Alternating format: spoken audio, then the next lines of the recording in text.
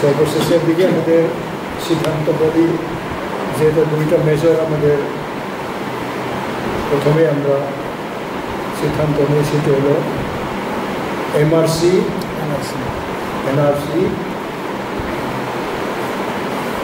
এটা সুপ্রিম কোর্টের রুলিং আছে আসাম স্টেটের জন্য।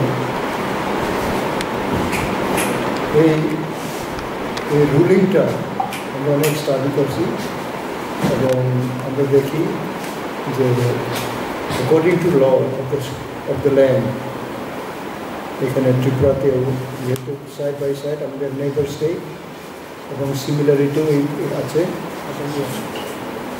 এই ইস্যুটা আমরা নাম্বার ওয়ানে আনছি। Number two, we still oppose till it is withdrawn. We will be opposing the proposal for amendment of Citizenship Act. These are the two major decisions related to our demand. Do number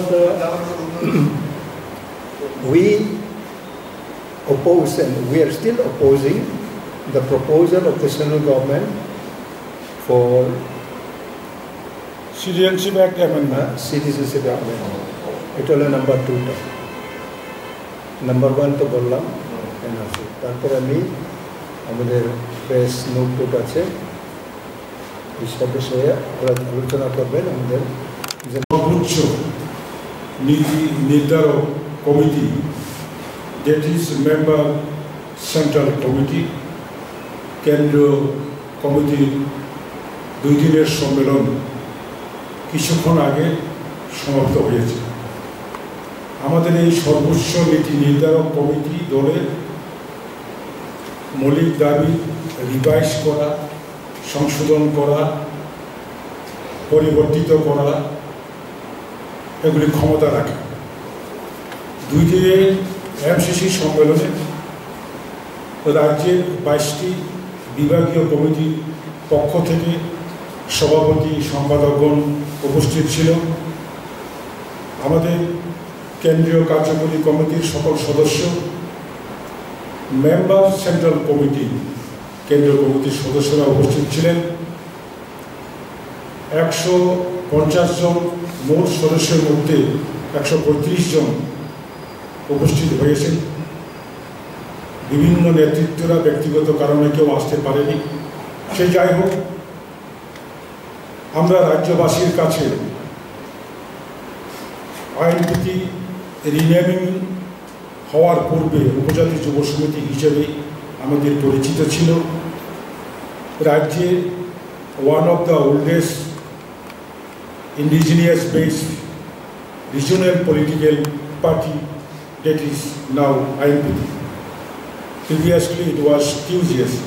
আমাদের এই 2 দিনের সুদীর্ঘ ঘণ্টা আলাপ আলোচনার পরে আমরা গতকালকে সম্মেলনে উপস্থিত সকল সদস্যের সামনে খসড়া প্রস্তাব, দাবি সনদ এবং সিদ্ধান্তসমূহ আমরা উপস্থাপন করেছিলাম। আজকে সকল সদস্যের সর্বসম্মতিক্রমে আমাদের খসড়া প্রস্তাবটি দাবিটি সিদ্ধান্ত সমূহটি সর্বসম্মতিক্রমে সিদ্ধান্ত হয়েছে।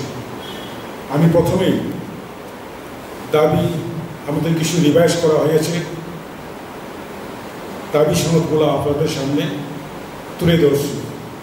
প্রথমে হচ্ছে সুপ্রিম কোর্টের রায় অনুযায়ী বার্ষিক অনুযায়ী অথবা 1951 সালে কেন্দ্র সরকারের আইন তৈরি করা নাগরিক পঞ্জীকরণ, এই আইনকে কেন্দ্র করে সুপ্রিম কোর্টও রায় দিয়েছে এবং এখানে নাগরিক পঞ্জীকরণের সমগ্র ভারতবর্ষে চালু করার ঘোষণা করা হয়েছে।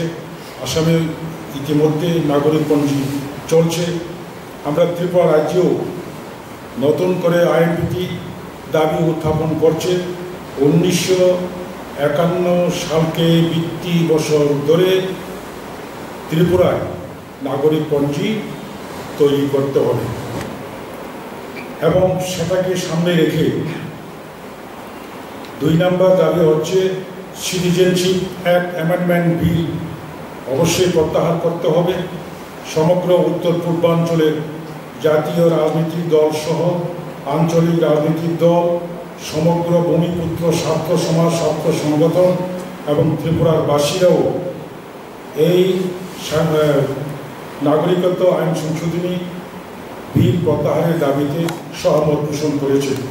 সিটিজেনশিপ অ্যাক্ট অ্যামেন্ডমেন্ট বিল প্রত্যাহার করতে হবে। ভূমি রাজস্ব ভূমি সংস্কার আইন সংশোধন করে এডিসির হাতে এডিসি এলাকার সমস্ত ভূমি নিয়ন্ত্রণ হস্তান্তর করতে হবে। এডিসি এলাকায় ইনার লাইন পারমিট চালু করতে হবে।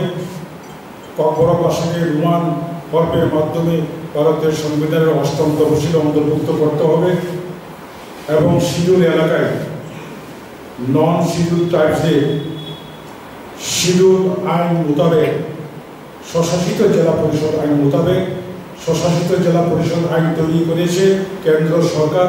আপনারা ভালোভাবেই জানেন, অ্যাজ পার 6 শিডিউল অ্যাক্ট সেখানে নন এসটিদের ভূমি বন্দোবস্ত দেওয়া চলে না, সেখানে আমরা দেওয়া চলবে না বলে দাবি রাখছি। এছাড়া বিভিন্ন দাবি রয়েছে, আমাদের প্রেস নোট রয়েছে, মোট 13টি দাবি সনদ আজকে এই সম্মেলনে গৃহীত হয়েছে। সিদ্ধান্তের মধ্যে হচ্ছে আগামী 28 তারিখ জুন, এই মাসের 28 June NRC national register of citizen এবং সিটিজেনশিপ অ্যাক্ট অ্যামেন্ডমেন্ট বিল প্রত্যাহারের দাবিতে এবং অন্যান্য আইনবিধির মৌলিক দাবির সমর্থনে আগরতলায় আইনবিধি 5 ঘন্টার গণ অবস্থান সংগঠিত করবে।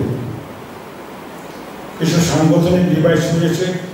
আমাদের যুব সংগঠন আইনবিধির যুব সংগঠন IYEFT আজকের এই সম্মেলনে সর্বসম্মতিক্রমে বিস্তারিত আলোচনার পরে আমরা নতুন করে সভাপতি এবং সম্পাদক নিযুক্ত করেছি।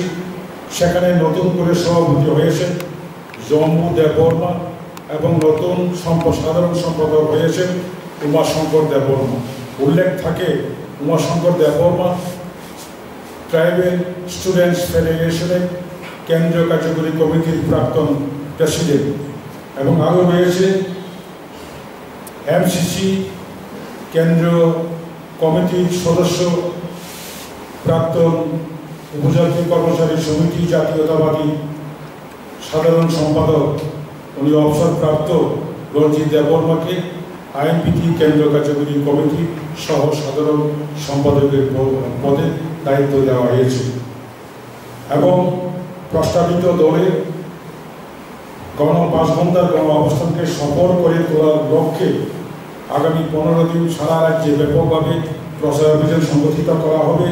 এছাড়াও আগামী জুলাই মাস থেকে সারা বছর ব্যাপী আইনবিধি সারা ত্রিপুরায় আমাদের যা যা সাংগঠনিক বিভাগীয় কমিটি আছে ওই সমস্ত অঞ্চলে নতুন করে দলের কর্মসূচি, দলের দাবি সনদ এগুলিকে জনপ্রিয় করে তোলার লক্ষ্যে সারা রাজ্যে আমাদের পথসভা, মিছিল, সম্মেলন, ব্লক ডেপুটেশন এবং বিভিন্ন সমাবেশ সংগঠিত করা হবে। আমরা এনআরসি চালুর দাবিতে নাগরিকত্ব আইন সংশোধনী বিলটি প্রত্যাহারের দাবিতে এবং আইন দুটির মৌলিক দাবির সমর্থনে দিল্লিতে 5 ঘন্টা গণ অবস্থান সংগঠিত করার সিদ্ধান্ত নেওয়া হয়েছে।